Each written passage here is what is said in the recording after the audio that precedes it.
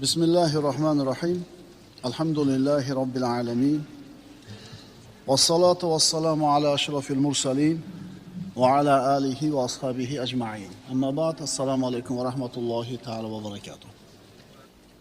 Tazkiyatun nafs silsila darslaridan birodarlar, zikr manzilatini o'qiyotgan edik. Bugun oxirgi darsimiz. Tog' toshlar Allohni zikr qiluvchilar bilan faxrlanadi. Allohni ko'p zikr qiluvchi banda munofiqligidan omon bo'ladi. Amallar ichida zikrning o'ziga xos lazzati bor. Shuning uchun ham zikr majlislari jannat bog'lari deb atalgan. Yo'lda, uyda, safarda, hazarda zikrni bardavom qilish bandaning qiyomat kunidagi guvohlari ko'payishiga sabab bo'ladi. Zikr yuzga bu dunyoda go'zallik va oxiratda nur ato qiladi. Bilasizmi, nurli bo'ladi bir odam. Husni o'rtacha bo'ladi, ehtimol ko'rimsiz bo'ladi, lekin yuzida nur bo'ladi. Nima sabab desa, zikrni ko'p qilgan bu odam. Demak, zikr yuzga bu dunyoda go'zallik va oxiratda nur ato qiladi. Zikr bandaning Rob tomonidan tasdiq qilinishiga sabab bo'ladi. Zikrni bardavom qilish nafil amallar o'rniga o'tadi. Banda kengchilik vaqtida Allohni zikr qilsa, Alloh torlik, tanglik vaqtida mana shu bandani zikr qiladi. Birodarlar, zikr jasadni ham, qalbni ham shifosi va davosi. Safarga chiqding, Allohni zikr qil. Baland tog'ga ko'tarilding, Allohni zikr qil. To'lqinlanayotgan dengizni ko'rding, subhanallohda Allohni zikr qil. Musaffo ko'm-ko'k osmonni ko'rding, Allohni zikr qil. Yurganingda, turganingda, uyda, ko'chada, tijoratda, yurish-turishda Allohni zikr qil. Allohning huzurida bandaning qadr-qiymati. Allohning nazdida bandaning qadr-qiymati. Har bittamiz xohlaymiz bitta narsani. Nima u? Allohning nazdida meni qadrim qanchalik ekan? Shuni bilishni har bittamiz xohlaymiz. Alloh meni qadrlarmikin? Alloh meni yaxshi ko'rarmikin degan savol bor. Unday bo'lsa, qara birodar. Seni huzuringda Alloh taoloning manzilati qanchalik? Seni huzuringda Allohning amri, nahiylari qanchalar qadrlik? Seni huzuringda Allohning zikri qanchalar qadrlik? Agar seni huzuringda Alloh, uning buyruq qaytariqlari va zikri eng birinchi o'rinda bo'lsa, qadrli bo'lsa, xursand bo'l. Sen ham Alloh uchun qadrli ekansan. Hayotingda seni nimalar mashg'ul qilyapti? Nimalar bilan bandsan, nimalar bilan ovorasan? Nimani g'ami bilan yuribsan? Kimdir g'ami Allohning rizosi. Uni butun borlig'ini mana shu narsa band qilgan. Mashina minayotganda ham Alloh norozi bo'ladigandaqa haydamaydi. Tijorat qilayotganda Alloh buyurgandaqa bo'lishga harakat qiladi. Qo'yingki hayotida Alloh qanday buyurgan bo'lsa shunday bo'lishlikka va nimadan qaytargan bo'lsa shunday bo'lmaslikka harakat qiladi va mana shu Allohni zikr qilgan bo'ladi. Qalbini eng to'rini Alloh egallaganmi? Demak, Alloh uchun shu banda ham shunchalar qadrli bo'ladi. Yana kimdir? Buni aksi. G'ami pul topish. G'ami dunyo. Yurganda ham pul, turganda ham pul, uxlaganda ham pul, tushida ham pul. Tashvishi nima? Pul. Ajibda birodarlar. Birinchi toifadagi odamdan bo'lsangiz ham, ikkinchi toifadagi odamdan bo'lsangiz ham yozilgan rizqni yeysiz. Hayotini Alloh deb o'tkazayotgan odam ham yozilgan rizqni yeydi, oshiq ham emas, kam ham emas. Pul deb yashayotgan, dunyo deb yashayotgan odam ham yozganini yeydi, oshiqcha emas. Faqat birinchi holatda Alloh deyotgan odamni ozgina topgan bo'lsa ham rizqida baraka bo'ladi. Ikkinchi odam dunyo deb yurgan odamni ko'p topsa ham rizqida baraka bo'lmaydi. Birodarlar, pulni qanchaligi muhim emas, pulni qanaqaligi muhim. Shuning uchun qaytaramiz.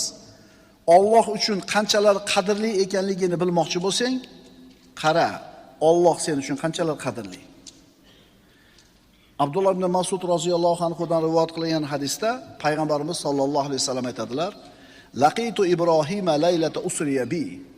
Isro kechasida Ibrohim alayhisalomga yo'liqdim. Ibrohim alayhisalom payg'ambarimizga aytdi: "Ey Muhammad, ummatingizga mendan salom ayting va xabar bering ularga. Albatta jannatning tuprog'i pokizadir, suvi shirindir. Va anna g'irosaha subhanalloh, valhamdulillah, va la ilaha illalloh, vallohu akbar." Albatta jannatning tuprog'i pokiza, suvi shirin, albatta jannatning ko'chatlari subhanalloh, valhamdulillah, va la ilaha illalloh, vallohu akbar. Mana shu zikrni har bittasini aytar ekanmiz, bizning jannatimizga bittadan ko'chat ko'chiriladi. Qancha ko'p aytasiz, jannatdagi ko'chatlaringiz shunchalik ko'p bo'ladi, bog'ingiz shunchalik keng bo'ladi. Nima to'sadi bizni yurib ketayotganda subhanalloh, valhamdulillah, va la ilaha illalloh, vallohu akbar deyishdan? Nima to'sadi? Demak, Allohni poklash kerak, maqtash kerak, shukr keltirishlik kerak. Bu zikr. Yana Allohning oyatlarini gapirdingiz, bu ham zikr. Koinotdagi mo'jizalarni so'zladingiz, insonning jasadidagi insonning aqlini lol qoldiradigan mo'jizalarni gapirdingiz, bu ham zikr. Bizda endi Allohni zikr qilish deganda faqatgina odamlar tasbih ushlab olib, shuni aylantirib subhanalloh, alhamdulillah deyishni tushunadi zikr deb. Unaqa emas, birodarlar. Hayotingiz ertalabdan uyg'onib uxlagunizcha zikr bo'lishi mumkin. Aytdi-ku, maqsad Allohning rizosi bo'lgandan keyin bosgan har bitta qadamingiz ibodat o'rniga o'tadi. Allohni zikr qilish deganda faqat tasbih o'girishni tushunmaylik. Shariat bo'yicha yurganimiz, harom narsalardan tiyilganimiz, shuni o'zi ham zikr bo'ladi. Alloh taoloning qudratiga dalolat qiladigan, uni azamatiga dalolat qiladigan majlis ham zikr majlisi bo'ladi. An Abi Musa radhiyallohu anhu qala Rasululloh sallallohu alayhi vasallam: "Mathalul ladzi yadhkuru robbahu val ladzi la yadhkuru robbahu mathalul hayyi val mayyiti." Payg'ambarimiz aytibdilar, Robbisini zikr qiladigan, eslaydigan kimsa bilan Robbisini zikr qilmaydigan, eslamaydigan kimsaning misoli tirik bilan o'likning misoli kabidir. Payg'ambarimiz aytibdilar, Allohni zikr qilmabdimi, bu odam o'lik. Abu Musa roziyallohu anhu dan rivoyat qilinadi, Rasululloh aytadilar: "Masalul bayti allazi yuzkarullohu fihi val baytu allazi la yuzkarullohu fihi masalul hayyi val mayyiti."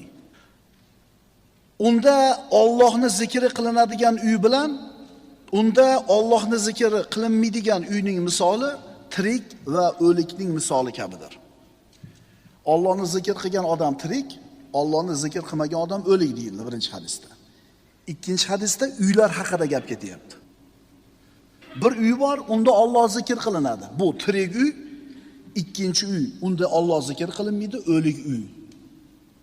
Endi Alloh zikr qilinmaydigan uyda yashayotgan g'ofillar o'lik ichidagi o'liklar. Bu as-sodiqul masduq bo'lgan payg'ambarimiz sollallohu alayhi vasallam aytibdilar bu narsani. Shuning uchun uylarimizda tilovat bo'lsin, ilm majlisi bo'lsin, zikr bo'lsin, uyimiz tirik bo'ladi. Ammo taassuf ayrim hovlilarda, ayrim xonadonlarda buni aksini ko'ramiz. Ertaga kech musiqa, masxaravozlik, tomoshalar, kinolar, seriallar. Zikr bor uy tirik uy, zikr yo'q uy o'lik uy. Zikr agar uni inson unutib qo'yadigan bo'lsa, qalbini o'lishiga sabab bo'ladi. Demak, g'ofillarning qalblari g'ofil bo'lganligi uchun hali tanalari o'lmasdan turib, ularning tanalari qabr bo'ladi. Payg'ambarimiz sollallohu alayhi vasallam Robbisidan rivoyat qilgan hadis qudusiyda Alloh taolo aytayapti: "Man zakarani fi nafsihi, zakartuhu fi nafsi." Kim meni o'zini nafsida zikr qilib eslasa, men ham uni o'zimning nafsimda nima qilaman? Zikr qilaman. Sen Allohni zikr qilishing bir narsa, Alloh seni zikr qilishi boshqa narsa. Bu taqqoslab bo'lmaydi buni. Alloh seni zikr qilishi bu nima degani? Senga rahmati bor degani. Seni qo'llaydi degani. Seni panohida aslaydi degani. Seni inoyatiga oldi degani. Sen Allohni eslasang, Alloh seni eslasa, Alloh sen bilan birga bo'ladi degani. Endi Alloh sen bilan birga bo'lsa, senga nima kerak yana bundan boshqa? Zikrning turlari. Birinchisi, Alloh taoloning ismlarini va sifatlarini zikr qilishlik. Alloh taoloning mana 99 ta ismi bor, sifatlari bor. Shuni zikr qilishlik ham zikrning birinchi turi bo'ladi.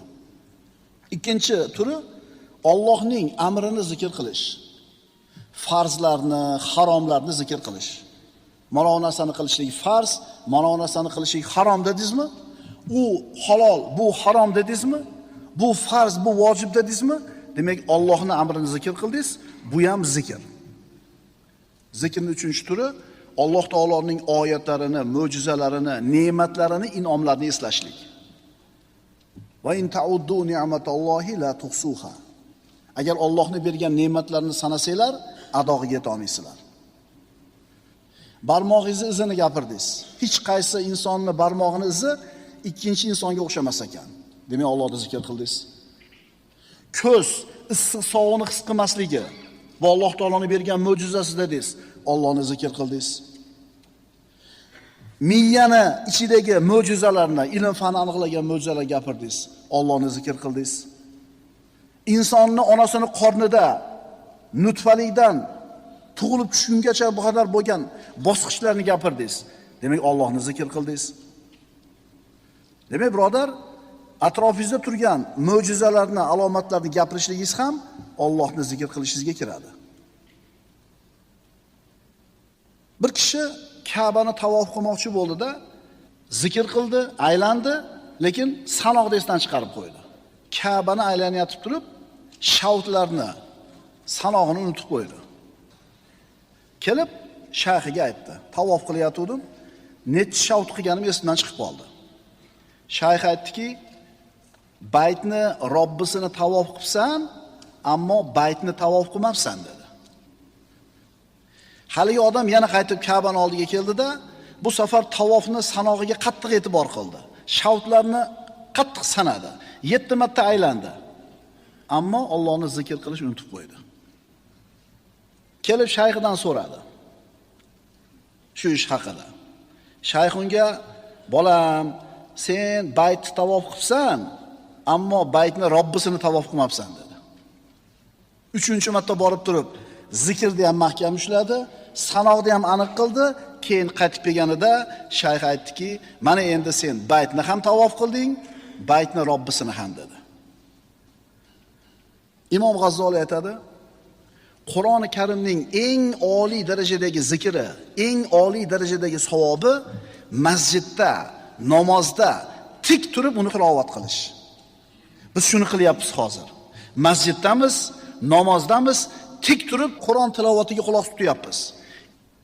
Eng oliy zikr, eng oliy savob mashi bo'lyapti. Undan keyingi darajasi faqat qalbi bilan zikr qilishi, doim qalbida turishi. Undan keyingi darajasi faqat tili bilan zikr qilishligi. Qo'lida davlati bor akalar xayrli ishlarga dunyosini sarflaydi. Alhamdulillah, Alloh qabul qilsin. Biz aytamiz, buni siz qilganingiz yo'q. Bu savobli ishni Alloh sizga qildirdi. Alloh qalbingizga solmasa ilg'ligini, muhabbatini siz 1 so'm sarf qila olmasidingiz.